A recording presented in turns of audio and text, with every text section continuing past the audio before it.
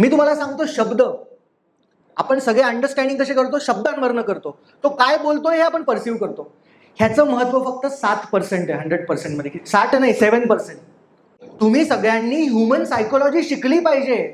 एक वाक्य बोललो, आता ह्याच वाक्याला मी दुसऱ्या सेंटेन्समध्ये म्हणतो, तुम्ही सगळ्यांनी ह्युमन सायकोलॉजी शिकली पाहिजे. सेम बोललो मी, शब्द माझे सेम आहेत बघा. तर ह्याला 7% महत्व आहे.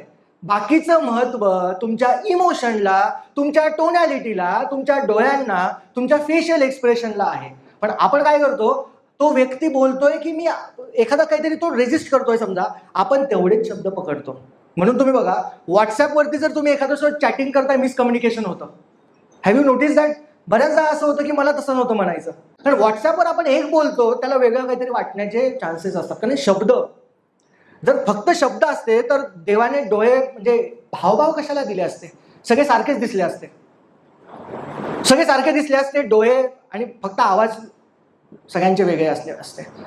सगळे वेगळे दिसतात कारण देवाला दाखवायचंय की everybody has a different DNA, they can express something. मी काल काय म्हणालो, humans are the most complex creature. एवढी लोकसंख्या होऊन सुद्धा तुम्हाला प्रत्येक व्यक्ती दिसायला वेगळा दिसतो. अहो मग दिसायला वेगळा आहे तर त्याची सायकोलॉजी, त्याचं अंडरस्टँडिंग पण वेगळं असणार आहे. So the main reason to understand is